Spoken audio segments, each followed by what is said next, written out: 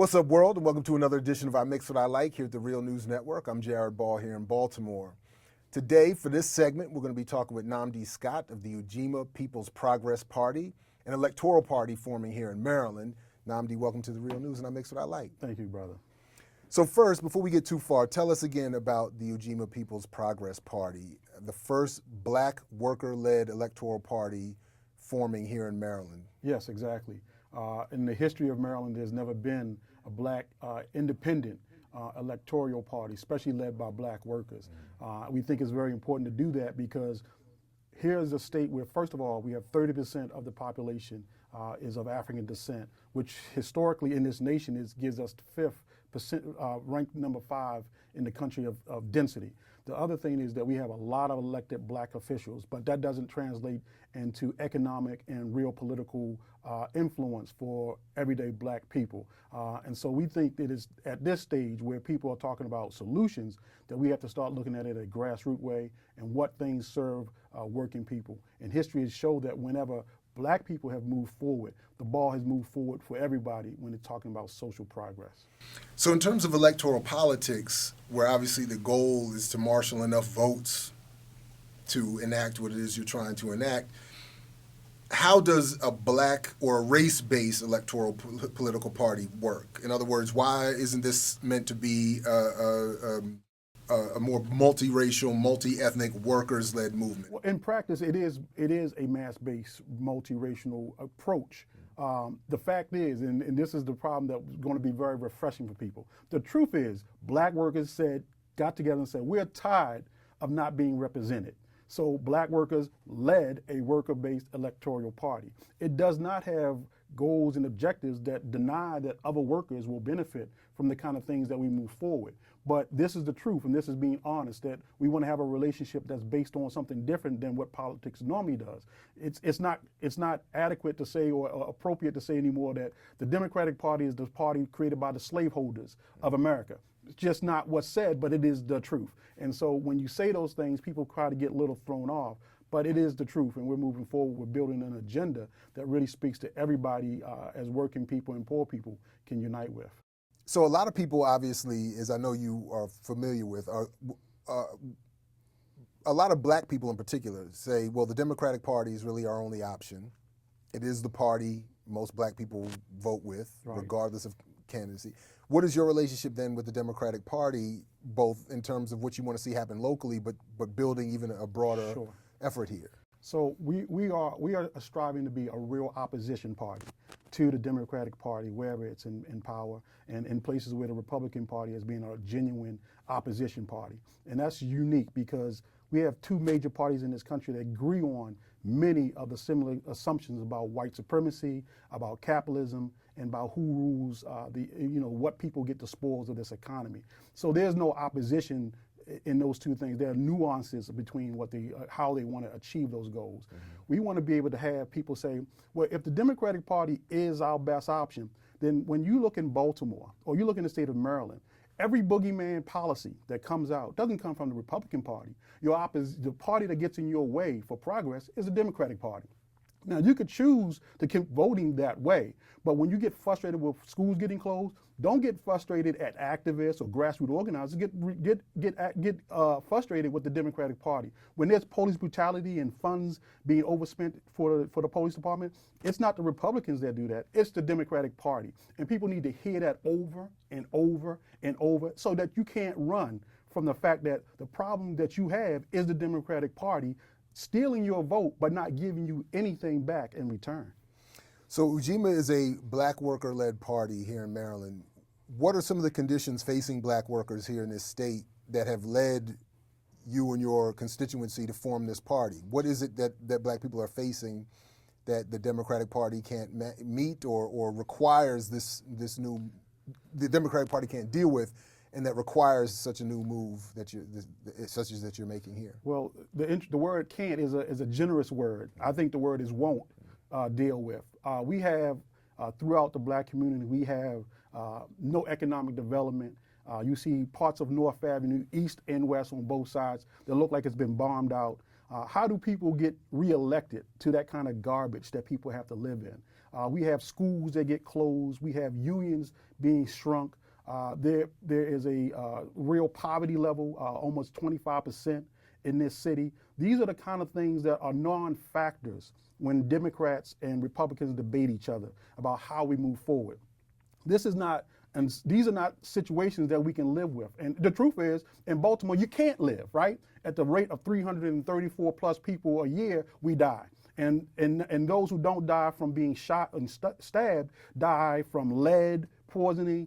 They die from intellectual starvation that they get in school systems. So the death is happening because we're being ignored. This is what makes it possible for us to even have the conversation, because I've been told directly by members from the registration from the election board that both black and white Democrats do not want to see an independent black electoral party get on the ballot.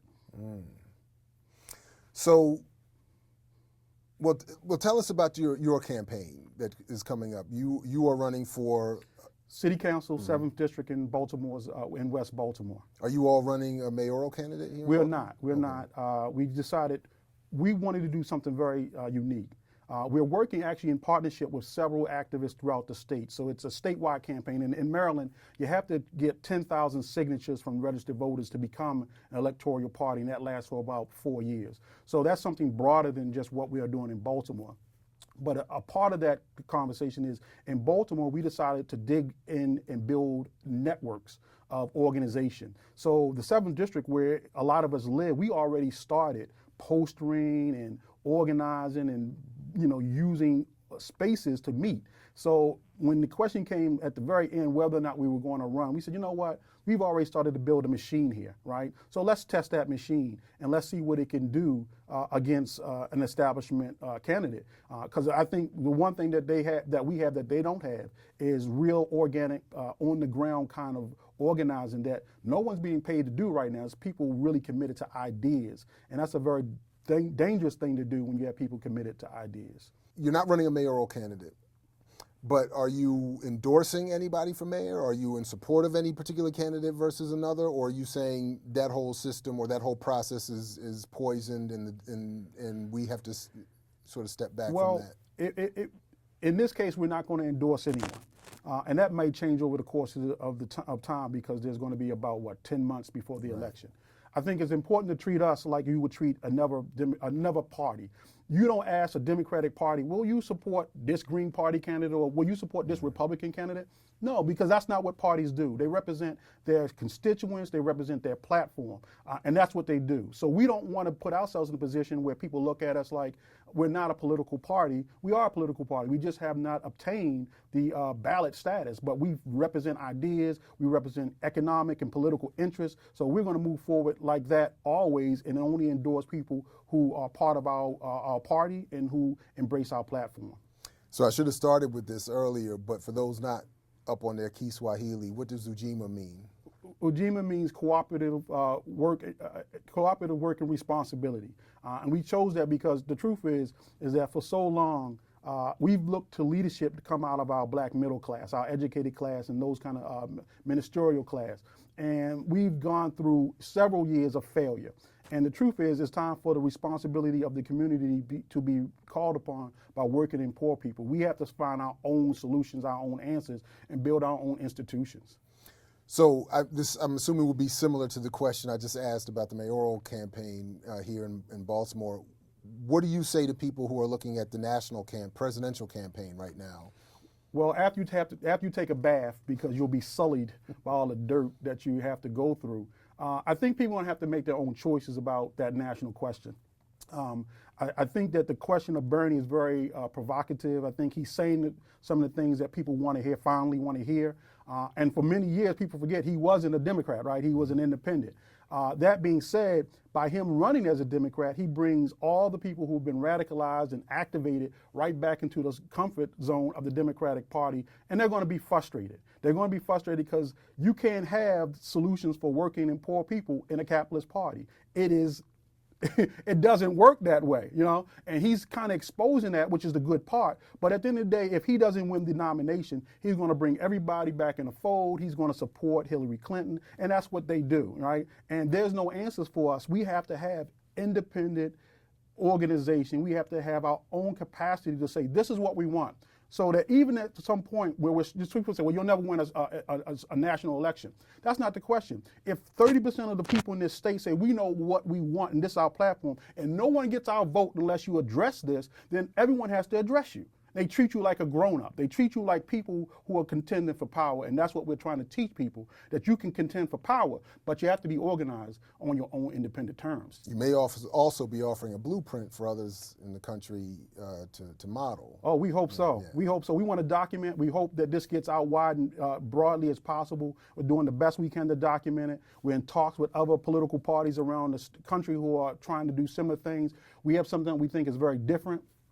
The on-the-ground process that we're building is very important. I mean, you might have heard it in the Republican parties with this whole Tea Party.